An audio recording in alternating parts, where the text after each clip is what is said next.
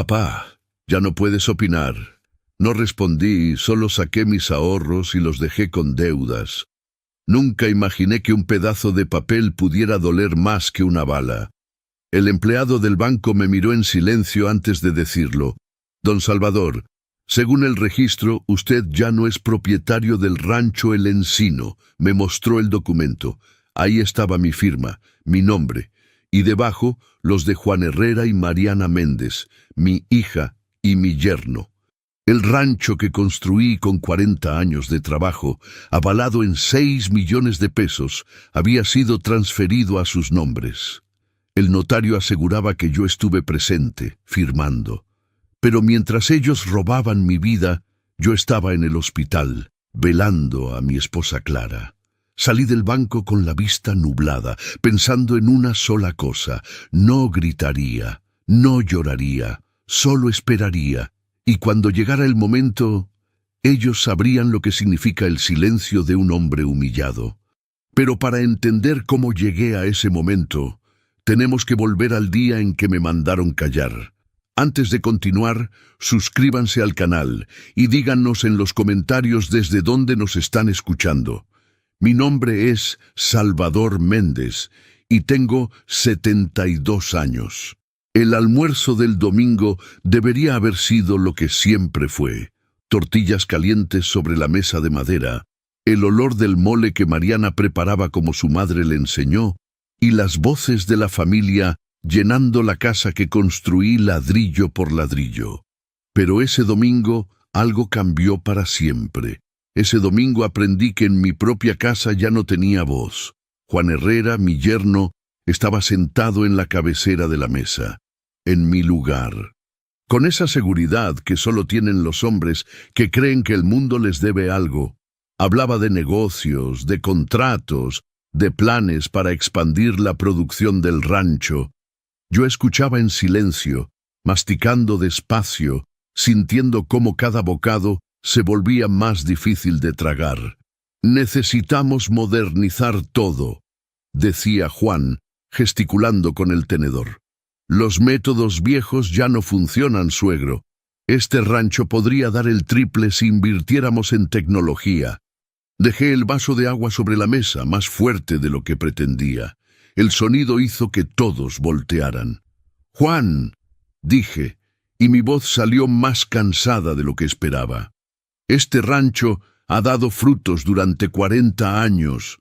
Conozco cada palmo de tierra, cada temporada. No necesitamos inventar lo que ya funciona». El silencio cayó como una piedra en un pozo seco. Juan dejó los cubiertos a un lado, se limpió la boca con la servilleta y me miró con esa expresión que había aprendido a reconocer, lástima mezclada con impaciencia, como si estuviera tratando con un niño necio. «Papá», intervino Mariana, mi hija, mi única hija, tocando suavemente mi brazo. «Juan solo quiere lo mejor para todos». «Lo mejor para todos», repetí, y las palabras me supieron amargas. «Este rancho es...» «Papá, ya no puedes opinar». Las palabras de Juan cortaron el aire como un machete. Me quedé inmóvil, con la boca entreabierta, sintiendo cómo el calor subía por mi cuello. Alrededor de la mesa nadie se movía. Mi nieto Tomás, de 8 años, miraba su plato como si quisiera desaparecer dentro de él. Mariana bajó la vista, y Juan me sostuvo la mirada con una frialdad que nunca le había visto. «Con todo respeto, suegro», continuó, y había algo en ese respeto que sonaba a burla. «Las cosas han cambiado.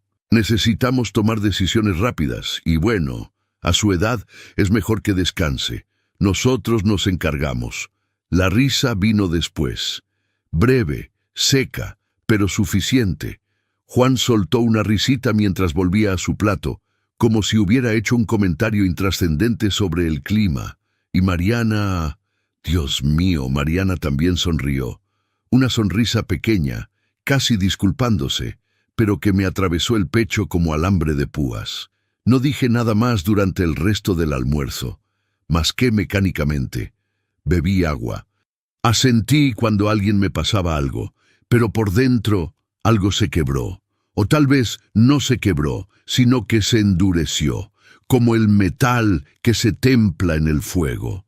Después de comer, mientras ellos se acomodaban en la sala para ver televisión, salí al patio.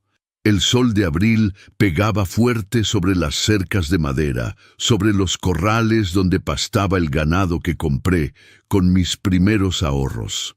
Cada poste de esa cerca tenía mi sudor. Cada piedra del camino guardaba el eco de mis botas gastadas. «¿Ya no puedes opinar?», murmuré para mí mismo, sintiendo el sabor a tierra seca en la boca. Mariana apareció en el umbral de la puerta, secándose las manos en el delantal. «Papá, no te lo tomes mal. Juan solo está estresado con los negocios». «¿Y tú, hija?», pregunté sin voltear a verla. «¿Tú también piensas que ya no puedo opinar?». Ella no respondió de inmediato. Cuando finalmente habló, su voz sonó lejana, como si hablara desde el otro lado de un río.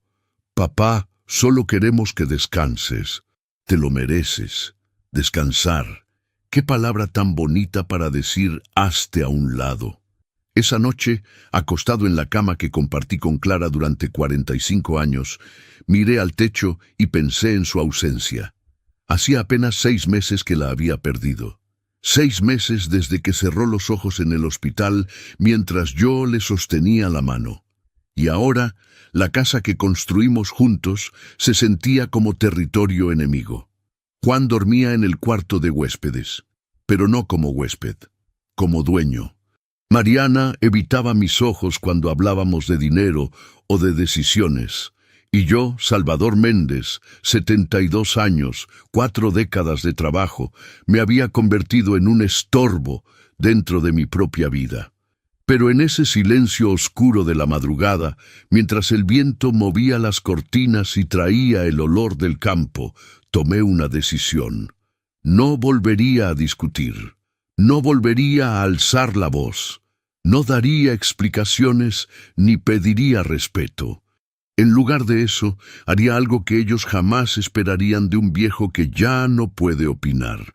Los observaría, aguardaría, y cuando llegara el momento, en ese instante, sin que ellos lo percibieran, comencé a planear mi salida, y la de ellos también.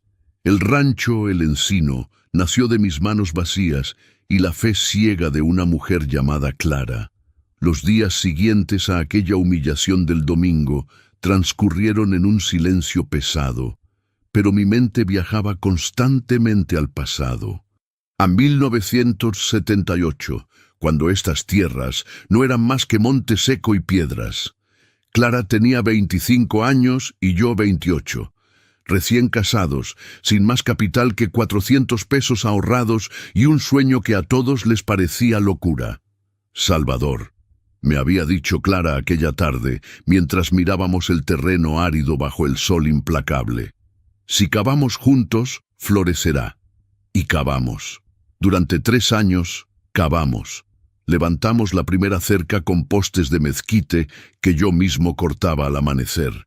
Plantamos maíz en tierra que había que regar con cubetas porque no teníamos sistema de riego. Clara cocinaba en un fogón de leña mientras yo trabajaba 18 horas diarias. Cuando Mariana nació, la acunábamos entre sacos de semillas y herramientas. 40 años después, El Encino era un rancho próspero de 120 hectáreas.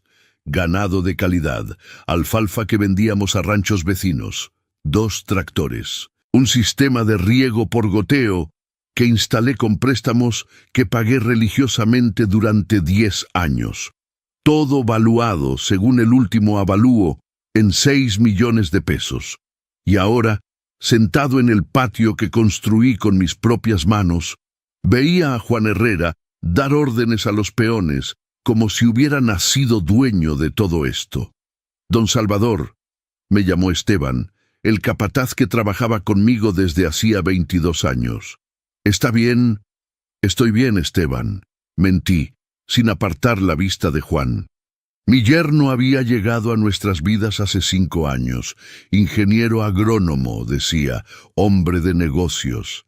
Mariana se enamoró de su seguridad, de sus palabras elegantes, de sus promesas de modernización. Yo lo recibí con los brazos abiertos. Un yerno preparado, pensé, sería una bendición para el rancho. Cuando me pidió invertir en su proyecto de exportación de alfalfa, no dudé. 400,000 pesos de mis ahorros fueron a dar a su empresa. «Es para todos, suegro», me había dicho con esa sonrisa que ahora reconocía como falsa. «Vamos a triplicar las ganancias». Las ganancias nunca llegaron, pero Juan sí, cada vez más seguido, cada vez con más opiniones, cada vez con más control. Primero fueron sugerencias. Deberíamos cambiar de proveedor de alimento para el ganado. Luego decisiones. Ya contraté un nuevo veterinario. Finalmente, órdenes.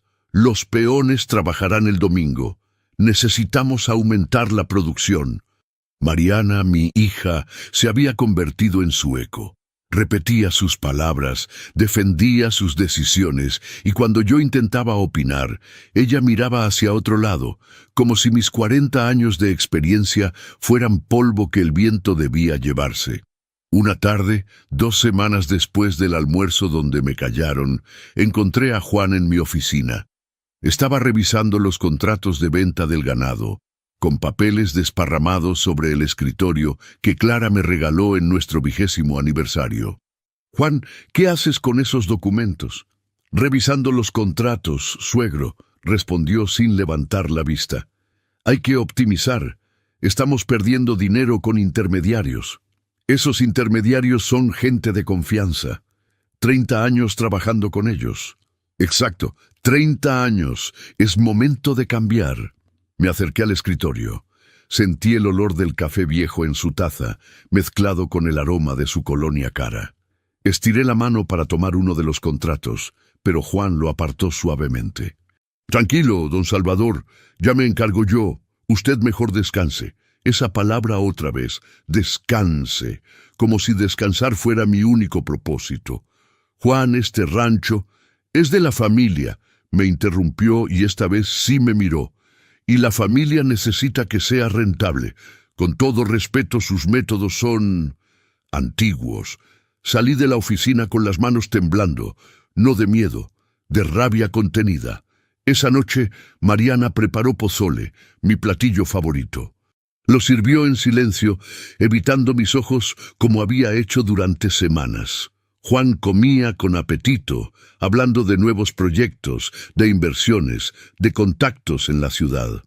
«Papá», dijo finalmente Mariana, «Juan y yo estuvimos pensando, tal vez deberías viajar un poco, descansar, ver a tus primos en Guadalajara». «¿Viajar?». Las palabras me salieron ásperas. «¿Ahora? Es que, con mamá ya no aquí, y tú trabajando tanto, mereces disfrutar».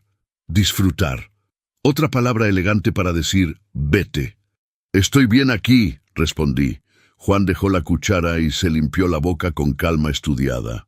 «Suegro, no es sugerencia. Necesitamos espacio para trabajar sin interferencias». «Interferencias». Yo, Salvador Méndez, que levanté este rancho de la nada, era una interferencia. No respondí. Terminé mi pozole callado, sintiendo cómo cada cucharada me pesaba en el estómago. Después de cenar, mientras lavaban los platos, fui a mi habitación y saqué de un cajón la carpeta con las escrituras del rancho. Las revisé una por una, a la luz de la lámpara. Todo estaba en orden. El rancho estaba a mi nombre. Los documentos, legales. Pero algo en el estómago me decía que revisara más profundo. Al día siguiente, con la excusa de ir al médico, fui al banco. La misma institución donde había solicitado mis primeros préstamos 40 años atrás. Pedí hablar con el gerente de créditos. «Don Salvador, ¿en qué puedo ayudarlo? Quiero revisar el estatus de mis propiedades, confirmar que todo esté en orden». El gerente tecleó en su computadora, frunció el ceño, tecleó de nuevo. «Permítame un momento». Ese momento se convirtió en 10 minutos, luego en 20. Cuando regresó, traía una carpeta y una expresión que no me gustó. Fue en ese mismo mes que percibí algo extraño en las escrituras, y el miedo comenzó a oler como tierra mojada antes de la lluvia. La palabra fraude suena diferente cuando es tu propia vida la que han robado. El gerente del banco regresó con 3 empleados más. Me hicieron pasar a una oficina privada, donde el aire acondicionado zumbaba como un enjambre de abejas furiosas. Sobre el escritorio desplegaron documentos que llevaban mi nombre, mi firma, mi historia convertida en traición. «Don Salvador», comenzó el gerente, y su voz tenía ese tono cuidadoso que usan los médicos antes de dar malas noticias. «Según nuestros registros, usted realizó una transferencia de propiedad hace 3 meses. El rancho El Encino fue transferido a nombre de Juan Herrera y Mariana Méndez. El mundo se detuvo. Eso es imposible», dije, y mi voz salió como un susurro ronco. «Yo nunca firmé nada. Me mostraron el documento, papel membretado oficial, sellos notariales, y ahí, en la línea inferior, una firma que supuestamente era mía. Se parecía. Tenía mis rasgos. Pero yo conocía mi propia letra como conocía las líneas de mis manos. Y esa firma tenía algo extraño. Una inclinación diferente en la S, un trazo más firme en la Z final. «¿Cuándo dice que se firmó esto?», pregunté, sintiendo cómo el frío del aire acondicionado me calaba los huesos. «El 15 de marzo, según el notario público. Usted estuvo presente, junto con su hija y su yerno». Cerré los ojos. El 15 de marzo. Esa fecha estaba grabada a fuego en mi memoria. El 15 de marzo yo estaba en el Hospital Civil de Guadalajara, sentado junto a la cama de Clara mientras los médicos intentaban estabilizarla después de su 3er infarto. Clara había muerto 2 días después, el 17 de marzo, con mi mano sosteniendo la suya. «Ese día», dije, abriendo los ojos y mirando fijamente al gerente, «ese día yo estaba en el hospital. Mi esposa estaba muriendo. El silencio en la oficina se volvió denso, pesado. Los empleados intercambiaron miradas incómodas. «Tengo los papeles del hospital», continué, y mi voz empezaba a temblar no de debilidad, sino de furia. «Tengo registros, testigos, médicos que pueden confirmar que yo no salí de ese hospital en 3 días». El gerente carraspeó. «Don Salvador, entiendo su situación, pero legalmente este documento tiene validez. Está notariado, con testigos. Si hubo irregularidades, tendrá que proceder legalmente». «¿Irregularidades?», repetí, y la palabra me supo a ceniza. «¿Así llaman ahora al robo?». Pedí copias de todo, cada papel, cada firma falsificada, cada sello que legitimaba el despojo. Salí del banco con una carpeta bajo el brazo y el mundo tambaleándose bajo mis pies. Manejé por las calles del pueblo sin rumbo fijo. Pasé frente a la casa de don Emilio, donde solíamos jugar dominó los viernes. Pasé frente a la iglesia donde Clara y yo nos casamos. Pasé frente a la escuela donde Mariana dio sus primeros pasos en el Festival del Día de las Madres. Y pensé en qué momento perdí a mi hija. Cuando llegué al rancho era media tarde. El sol pegaba vertical sobre los corrales. Juan estaba junto al galpón, hablando por teléfono, riendo. Mariana colgaba ropa en el tendedero, con ese delantal floreado que había sido de su madre. Pero cuando me vio llegar, apartó rápidamente los ojos. Esa mirada esquiva tenía algo de vergüenza, algo de culpa. Entré a la casa sin hacer ruido. Fui directo a mi habitación y saqué una caja de metal que guardaba bajo la cama. Dentro estaban los documentos originales del rancho, las escrituras de 1978, cuando compré las primeras 20 hectáreas, las ampliaciones de 1985 y 1992, los pagos de préstamos, las escrituras actualizadas a mi nombre, Salvador Méndez, todo en orden, todo legal, todo robado. Esa noche, durante la cena, los observé como si los viera por primera vez. Juan comía con apetito, hablando de un nuevo contrato para vender alfalfa. Mariana asentía, sonreía, servía más agua, pero sus manos temblaban levemente al llenar mi vaso. Mi nieto Tomás dibujaba en una libreta, ajeno al veneno que flotaba en el aire.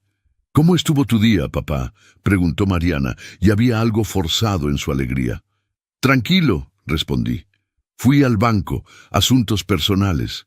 Vi cómo Juan levantaba la vista apenas un segundo. Vi cómo sus ojos se encontraban con los de Mariana. Vi el mensaje silencioso que pasaba entre ellos, rápido como un relámpago. Ellos sabían que yo sabía. ¿Todo en orden?, preguntó Juan, y su voz sonaba casual, pero sus nudillos estaban blancos sobre el tenedor. «Todo en orden», mentí, y por primera vez en mi vida mentir me supo bien. Después de cenar salí al patio. Las estrellas brillaban sobre el rancho que ya no era mío. Escuché el mugido del ganado que compré con mis ahorros. Sentí la brisa que traía el olor de la alfalfa que sembré con mis manos. Cada cerca que veía en la penumbra me recordaba una batalla ganada. Cada árbol, un año de esfuerzo. Cada piedra del camino, una gota de sudor. Y ellos lo habían tomado todo mientras yo velaba a mi esposa moribunda.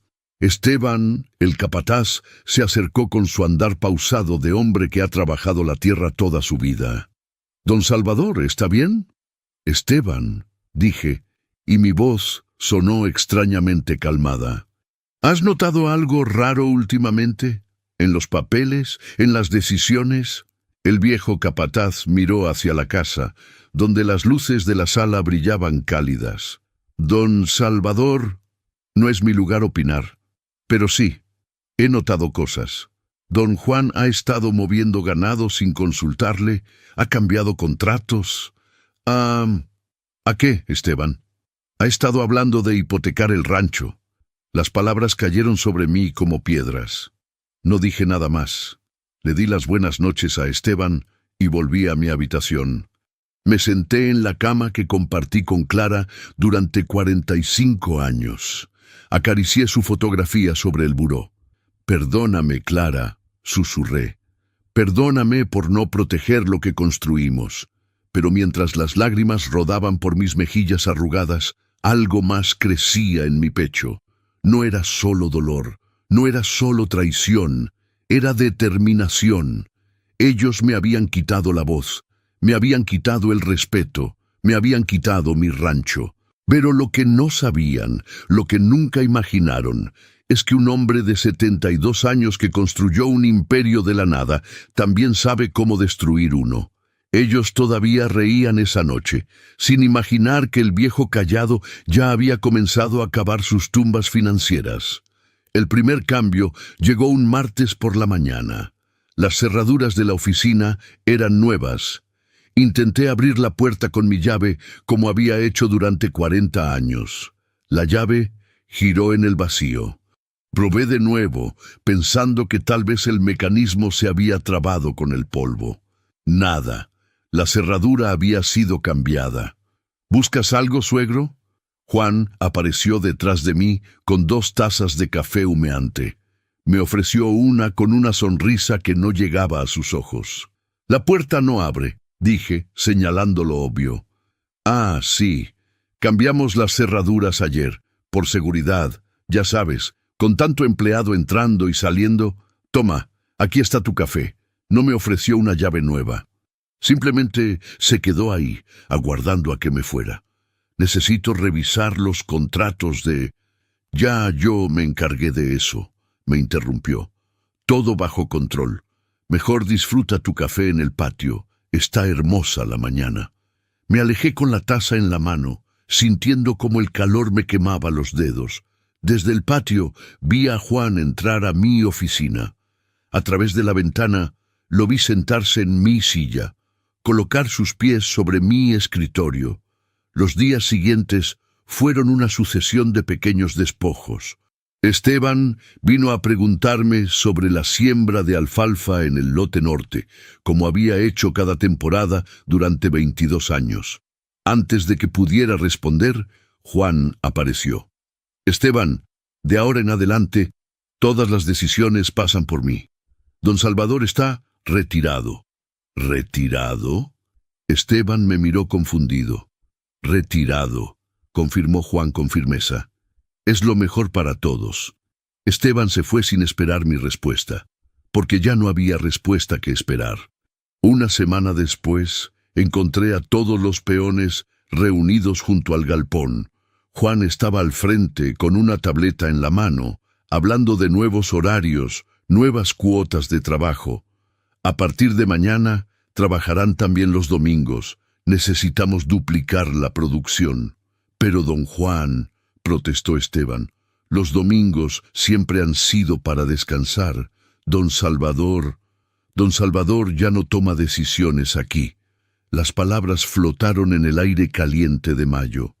Los peones me miraron, esperando que dijera algo, que defendiera la tradición, que los defendiera a ellos. Abrí la boca y la volví a cerrar. ¿De qué servía? El rancho ya no era mío, mi voz ya no importaba, yo era un fantasma en mi propia tierra. Esa noche, Mariana vino a mi habitación. Tocó suavemente antes de entrar, como si yo fuera un extraño al que había que pedir permiso. «Papá, necesito hablar contigo. Dime». Se sentó en el borde de la cama, retorciendo las manos sobre el regazo.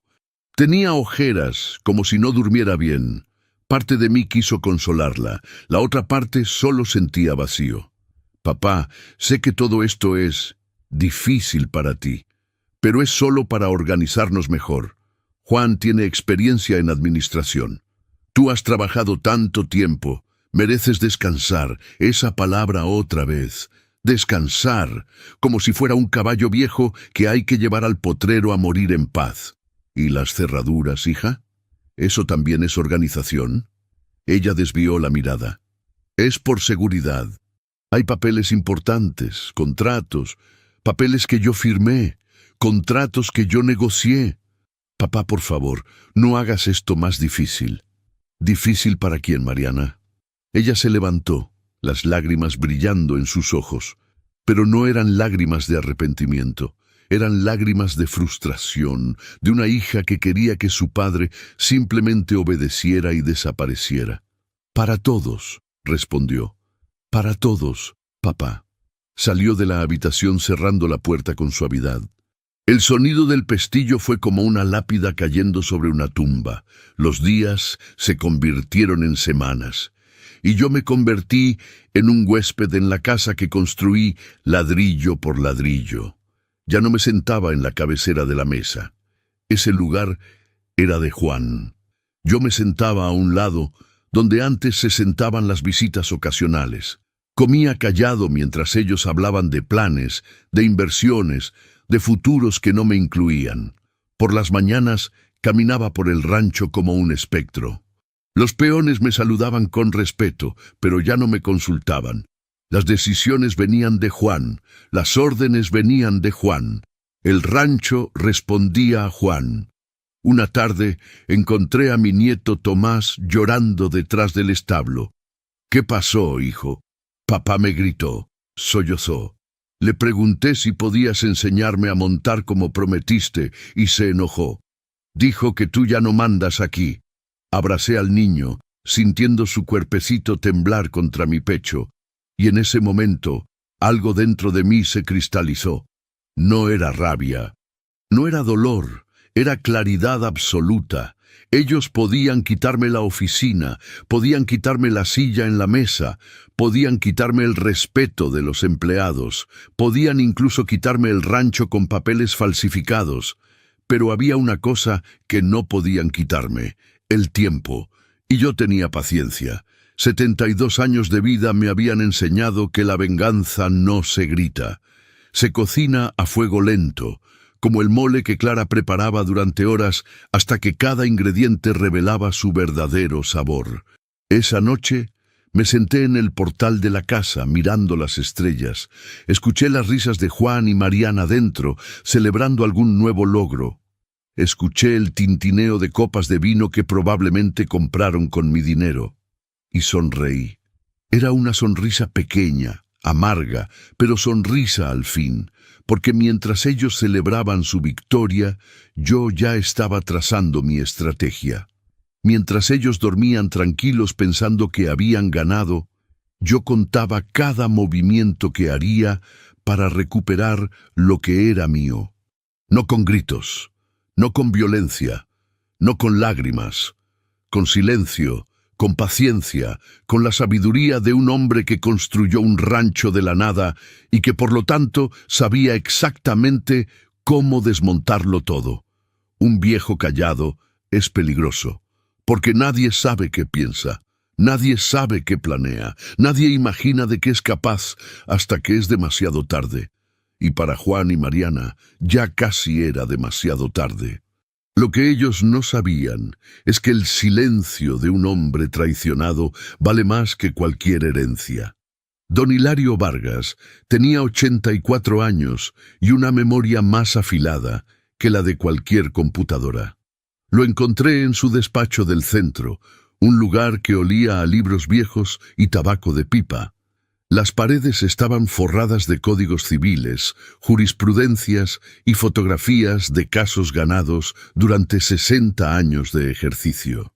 Don Hilario había sido el abogado de mi padre, luego el mío, y conocía cada metro cuadrado de tierra en la región. Salvador Méndez, dijo cuando entré, levantándose con dificultad de su silla de cuero. Hacía meses que no te veía. Mis condolencias por Clara.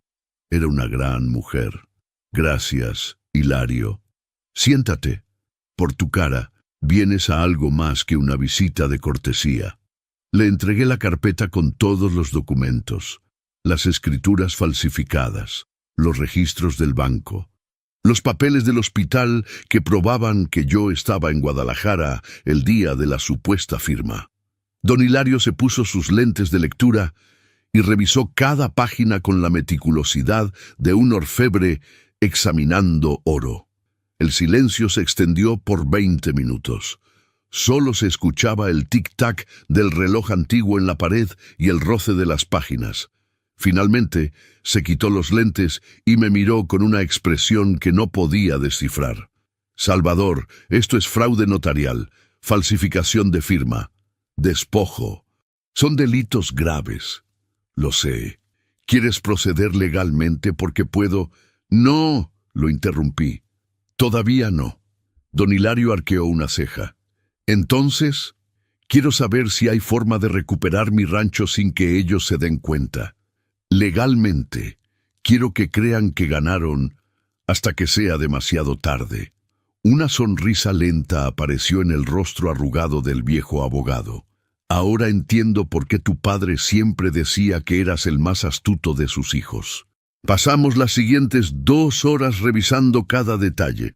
Don Hilario me explicó las fallas en el proceso de transferencia, la fecha imposible, la falta de testigos reales, el notario que con alta probabilidad había sido sobornado o engañado.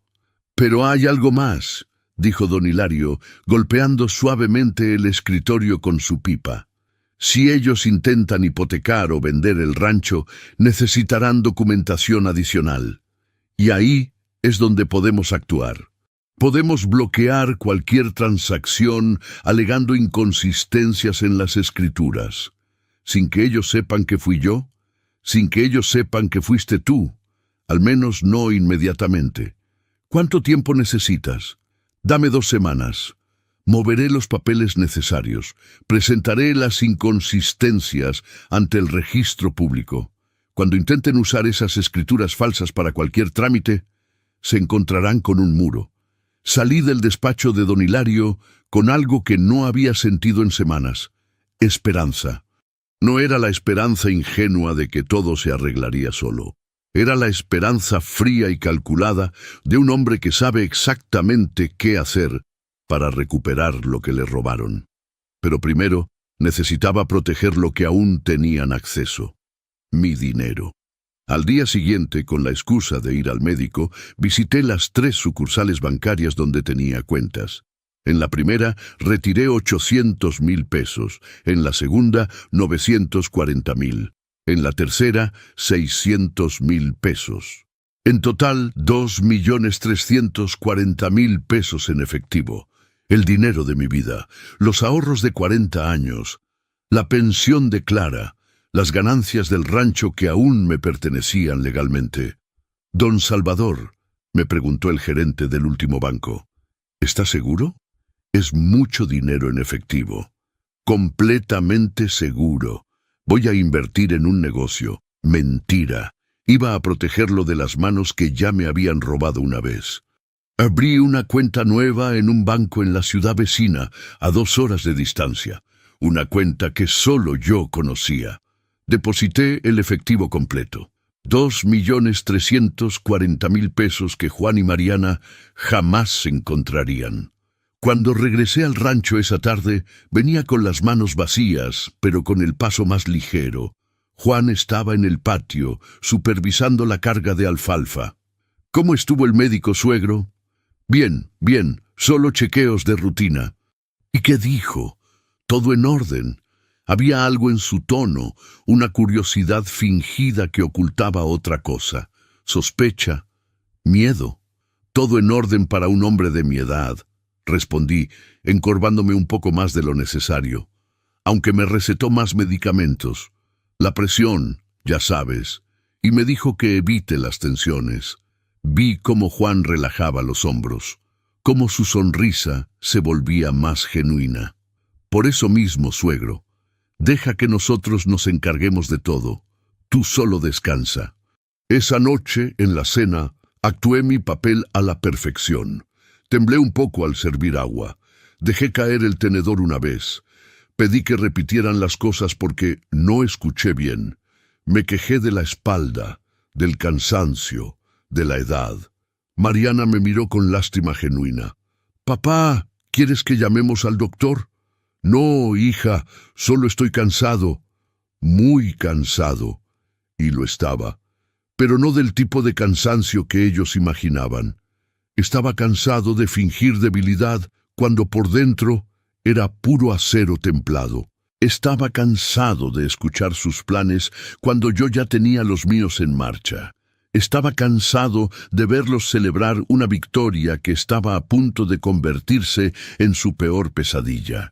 Esa noche, antes de dormir, saqué de mi cartera el recibo de depósito de los 2,340,000 pesos. Lo guardé en el mismo lugar donde Clara escondía sus joyas, dentro de un libro viejo de oraciones que nadie más abría. Don Hilario llamó a la semana exacta. «Salvador, está hecho». Presenté las inconsistencias. El registro público congeló cualquier transacción sobre el rancho hasta que se aclare la situación legal. Si intentan vender o hipotecar, no podrán. ¿Y ellos lo saben? Todavía no. Lo sabrán cuando intenten hacer algún movimiento. Perfecto. Salvador, ¿estás seguro de esto? Una vez que lo sepan, la guerra será abierta. La guerra ya empezó, Hilario. Ellos la comenzaron cuando falsificaron mi firma mientras yo velaba a mi esposa moribunda. Yo solo estoy terminándola. Colgué el teléfono y miré por la ventana. Juan cargaba cajas en su camioneta. Mariana regaba las plantas del jardín, todo tan normal, todo tan tranquilo.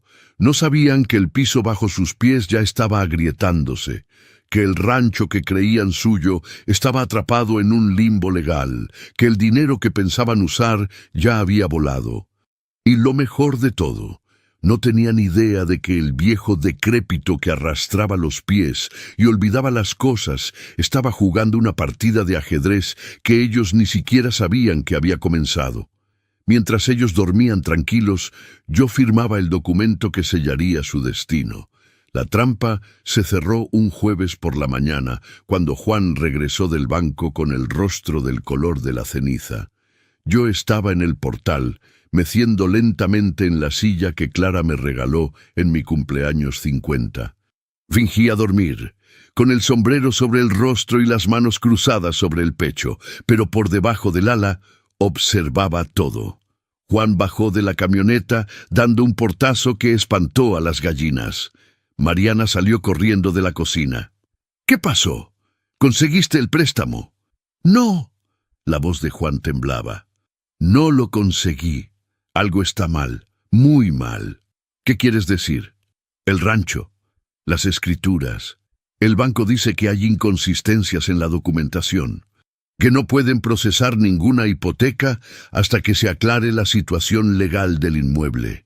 Sentí como mi corazón latía más fuerte, pero mantuve la respiración pausada. El cuerpo inmóvil. Solo un viejo durmiendo al sol. ¿Inconsistencias? La voz de Mariana subió una octava. ¿Qué tipo de inconsistencias? No me dijeron exactamente. Solo que el registro público tiene una alerta sobre la propiedad, que hay documentos contradictorios. Hubo un silencio largo. Podía sentir sus miradas buscándose, podía oler su miedo mezclándose con el aire seco de junio. ¿Crees que él...? Comenzó Mariana. No. Juan la cortó rápido. Míralo. Apenas puede caminar derecho. No tiene idea de cómo funcionan estas cosas legales. Qué equivocados estaban.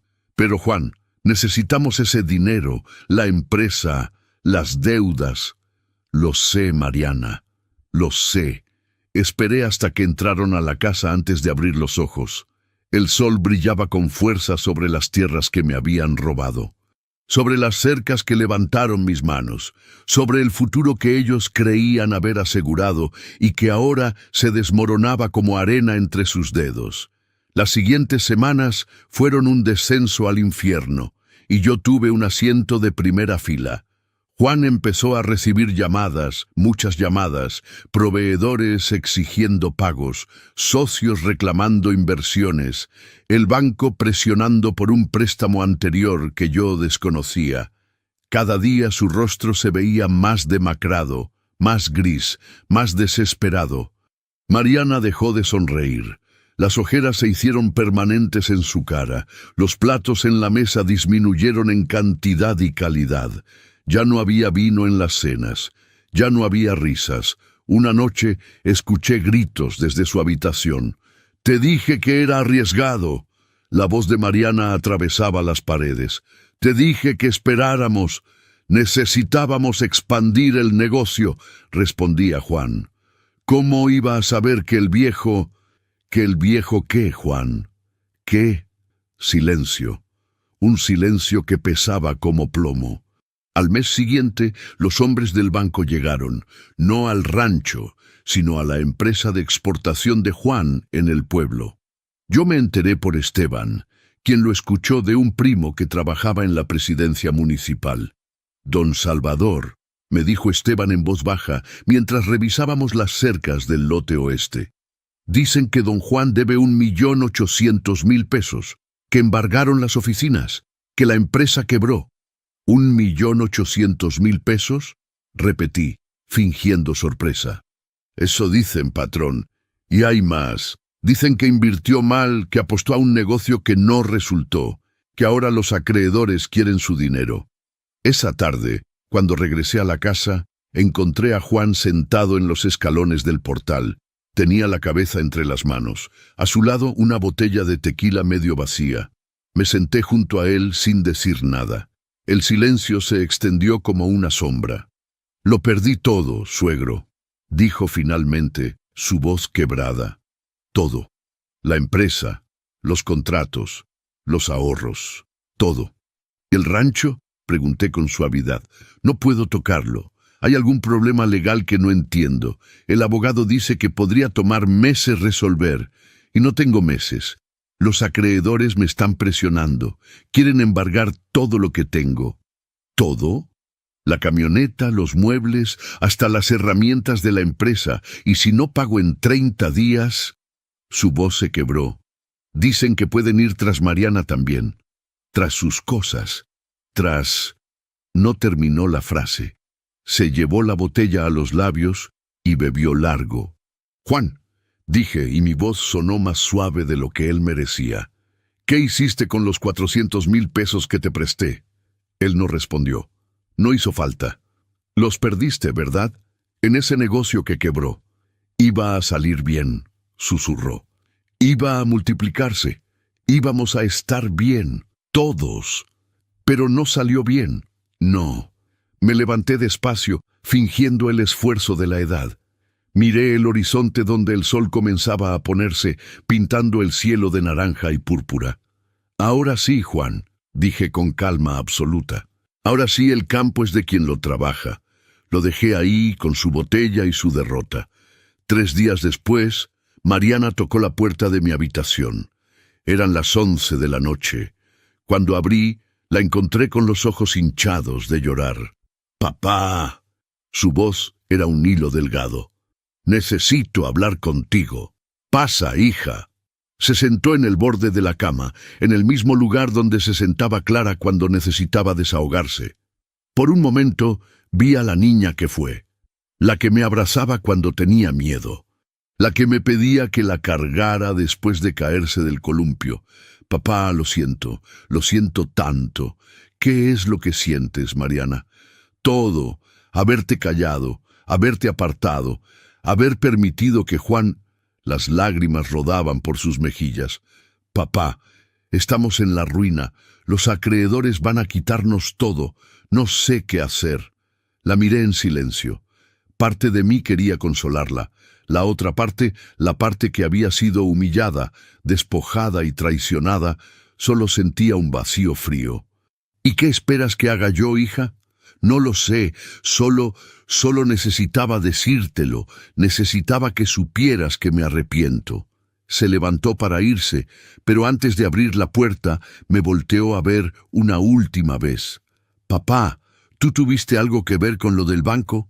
¿Con el bloqueo del rancho?» La miré a los ojos de mi única hija, y mentí con la misma facilidad con la que ellos habían falsificado mi firma.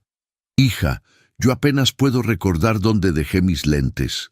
¿Crees que soy capaz de mover papeles legales?» Ella asintió, queriendo creer, pero antes que partieran al día siguiente con sus últimas pertenencias en la camioneta que aún no habían embargado, dejé sobre la mesa de la cocina un sobre Manila.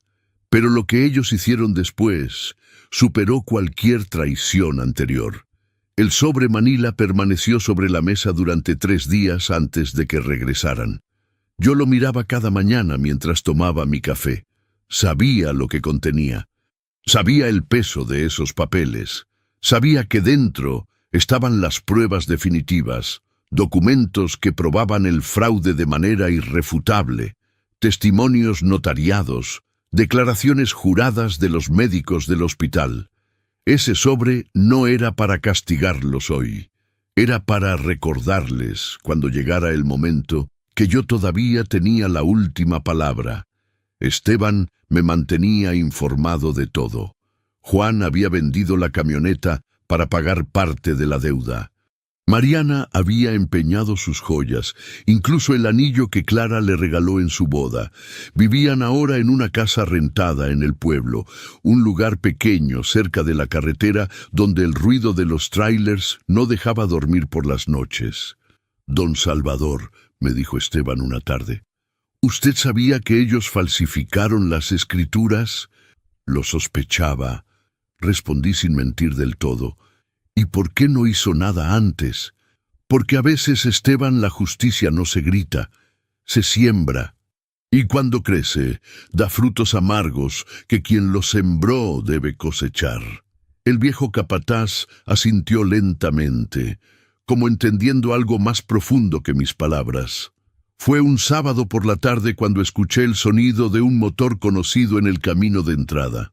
Pero no era la camioneta de Juan, era un coche viejo, prestado seguramente, con el escape roto y la pintura descascarada. Me quedé en el portal, en mi silla mecedora, aguardando.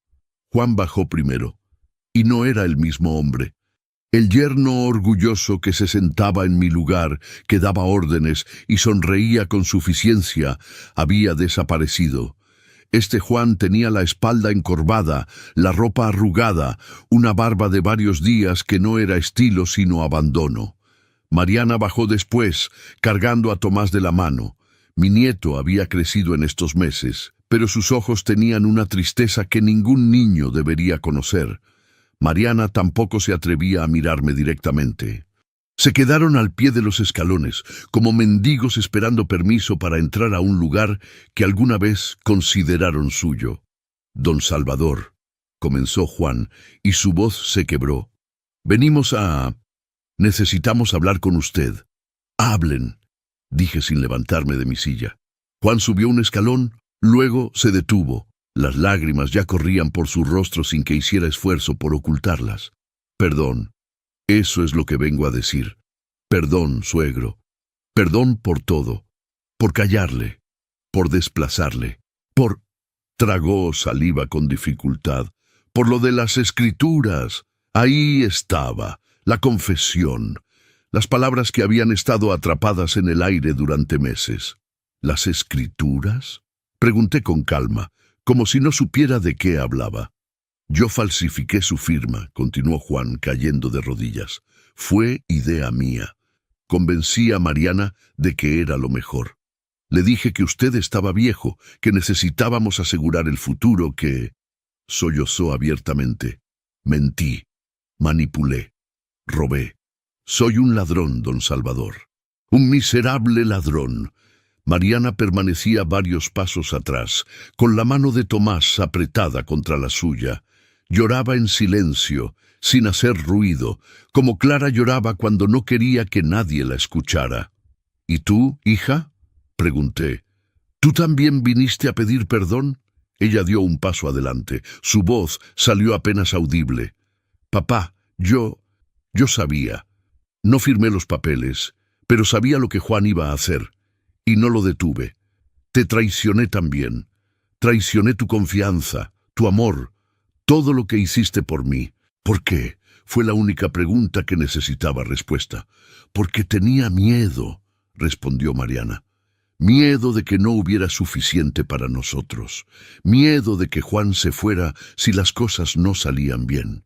Miedo de no ser nada sin él. ¿Y ahora? Pregunté. Ahora que no tienen nada, ¿qué son? Nadie respondió. Me levanté despacio de la silla. Entré a la casa y regresé con una carpeta que tenía guardada en mi habitación. La misma carpeta que don Hilario había preparado con tanta meticulosidad. ¿Saben qué es esto? Pregunté, mostrándoles los documentos. Juan negó con la cabeza, todavía de rodillas.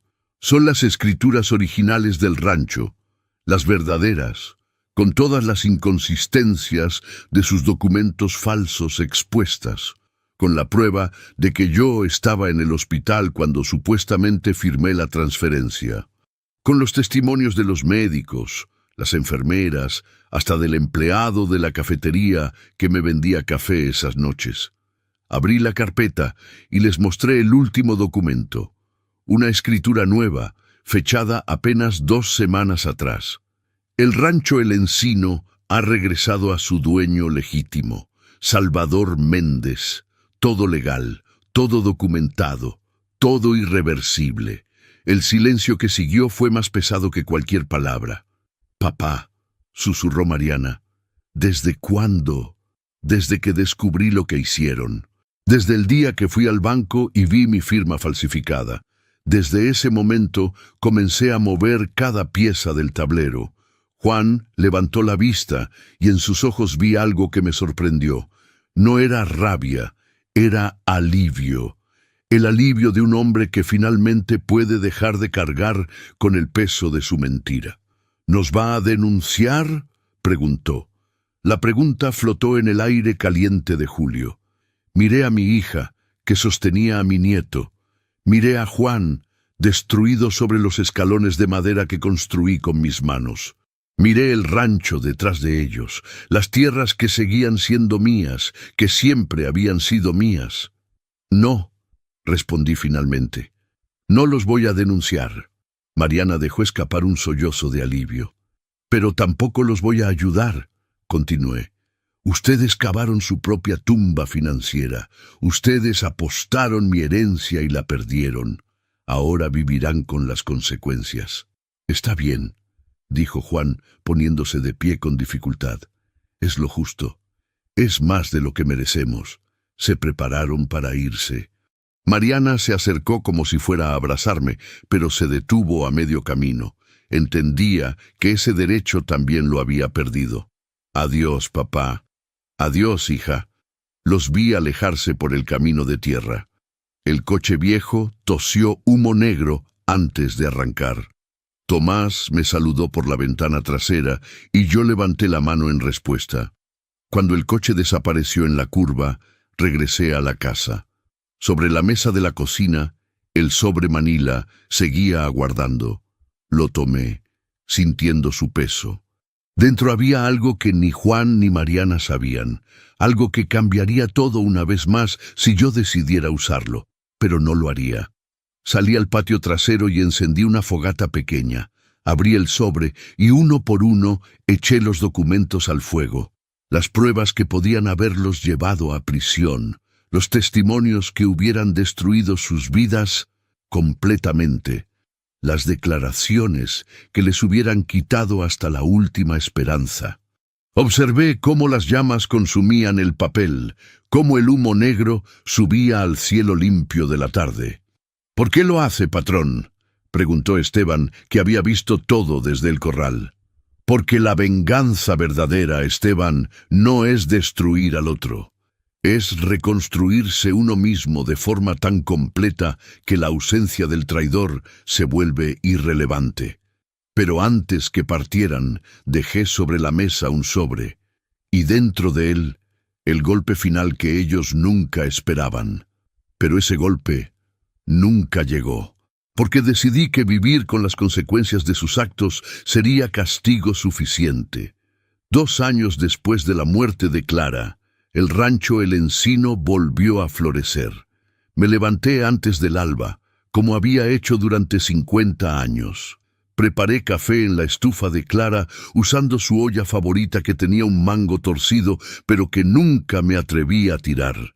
El aroma llenó la cocina vacía, y por un momento casi pude escuchar su voz. Esteban llegó a las 6 en punto, como siempre. «Buenos días, patrón. El ganado del lote norte necesita revisión». «Vamos», respondí, tomando mi sombrero. Caminamos juntos por las tierras que volvían a ser mías, y no solo en los papeles, en cada cerca reparada, en cada surco limpio, en cada animal sano. El encino respiraba de nuevo, pero diferente, más tranquilo, más honesto. De los 2.340.000 pesos que rescaté, invertí 1.200.000 en modernizar la propiedad. Nuevo sistema de riego, mejoras en los corrales, un tractor que Esteban aprendió a manejar como si hubiera nacido para ello. El rancho prosperaba otra vez, pero sin la ambición desmedida que Juan soñó. Solo tierra honesta, dando frutos honestos. Los otros 1.140.000 pesos los guardé en una cuenta especial. Don Hilario murió 4 meses después de resolver mi caso. En su testamento dejó instrucciones de que sus honorarios fueran perdonados. «Salvador», decía la carta que me entregó su hijo, «tu amistad valió más que cualquier peso». Lloré esa tarde, por Hilario, por los años que se fueron, por todo lo que gané y todo lo que perdí. Pero la vida continúa, y con ella llegó Tomás. Mi nieto apareció un sábado por la mañana, 6 meses después de aquella visita dolorosa. Llegó solo, caminando por el camino de tierra con una mochila al hombro. Tenía 9 años ahora, más alto, más delgado, pero con los mismos ojos claros que tenía Clara. «Abuelo», dijo cuando llegó al portal, «mamá no sabe que estoy aquí. Me escapé del pueblo. Caminé 2 horas. ¿Por qué, hijo? Porque quiero aprender. Quiero que me enseñes del rancho como prometiste». Lo miré en silencio. Detrás de él, en la distancia, probablemente Mariana estaba buscándolo desesperada. «Entra», dije. «Te prepararé desayuno. Luego llamaremos a tu madre». Llamé a Mariana. Ella lloró al teléfono, agradeció entre sollozos, pero no pidió venir. Sabía que esa puerta todavía estaba cerrada. A partir de ese día, Tomás vino cada sábado. Le enseñé todo: cómo revisar el ganado, cómo reparar cercas, cómo leer el cielo para predecir lluvias, cómo respetar la tierra que te da de comer, cómo ser un hombre de palabra. Abuelo, me preguntó un día mientras sembrábamos alfalfa, ¿por qué mamá nunca entra al rancho? Había notado cómo ella lo dejaba al inicio del camino, aguardaba en un coche prestado hasta que yo lo acompañaba de regreso, pero nunca cruzaba el portón. Porque hay puertas, Tomás, que se cierran con traición y solo se abren con tiempo, mucho tiempo. Aunque pida perdón. El perdón no abre puertas, hijo. El perdón solo alivia el peso de quien lo da. Pero la confianza, esa hay que reconstruirla ladrillo por ladrillo. El niño asintió con una seriedad que no correspondía a su edad. Mariana intentó hablar conmigo directamente solo una vez más. Un año después de recuperar el rancho, tocó a la puerta con manos temblorosas. Cuando abrí, vi a una mujer diferente, más delgada, con canas prematuras, con las manos ásperas de quien ahora trabajaba limpiando casas para ayudar con los gastos. «Papá, yo...» comenzó. «¿Tomás está bien?» interrumpí. «Sí, él está bien. Gracias a ti está bien». «¿Necesitan algo? Dinero, comida...» Ella negó con la cabeza. «Solo necesitaba decirte que entiendo. Entiendo por qué hiciste lo que hiciste. Entiendo que merecíamos perderlo todo. Y entiendo que tal vez nunca puedas perdonarme completamente». «Mariana», dije, y mi voz salió más suave de lo que esperaba. «Ya te perdoné. El día que quemé los papeles que podían mandarlos a la cárcel, te perdoné. Pero perdonar no significa olvidar, y no significa que las cosas vuelvan a ser como eran. Lo sé, papá. Solo quería que supieras que sigo siendo tu hija, aunque no merezca serlo. Siempre serás mi hija, Mariana. Eso nunca cambiará. Pero la relación que teníamos, esa murió el día que firmaron mi nombre mientras yo velaba a tu madre». Ella asintió, limpiándose las lágrimas. «Gracias por cuidar de Tomás. Es un buen niño. Ese fue nuestro último intercambio directo. Después de eso, nuestra comunicación se limitó a mensajes breves, corteses, funcionales, vacíos de la calidez que alguna vez tuvimos.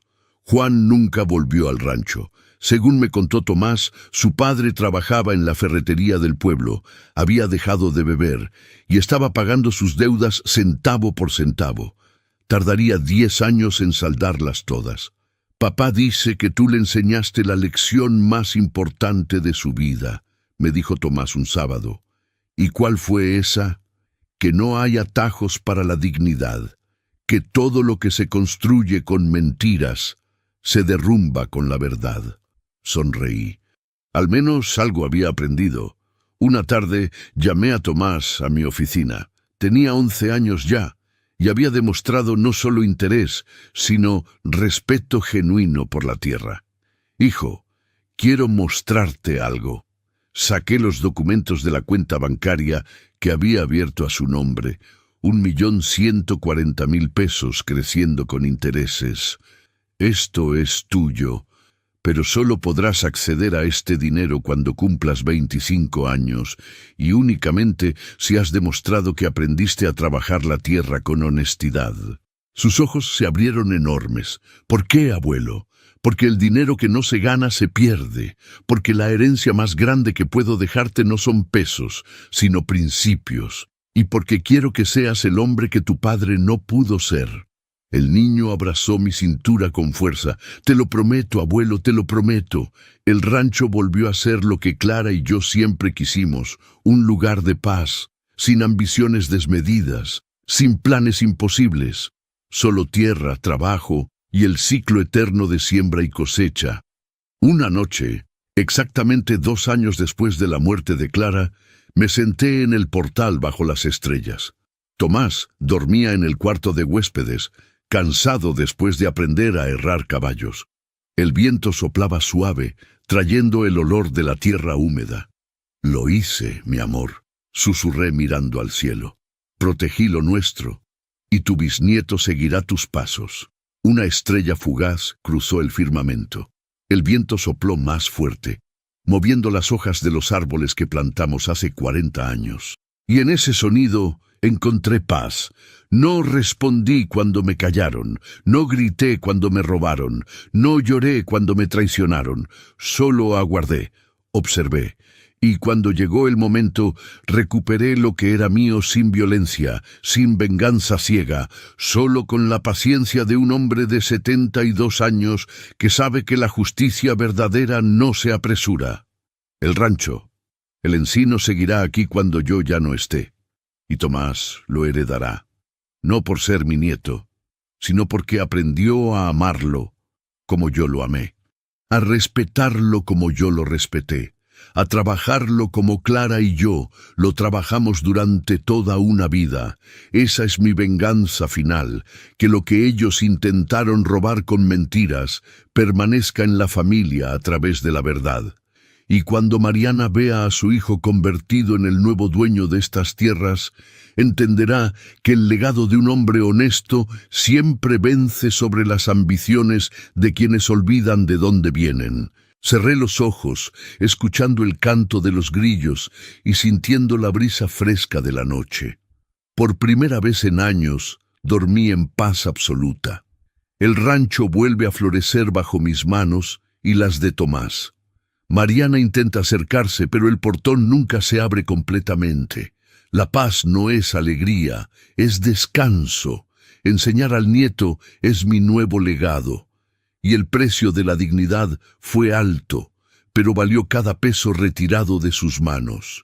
Quiero agradecer al canal Venganza con el Abuelo por darme este espacio para contar mi verdad.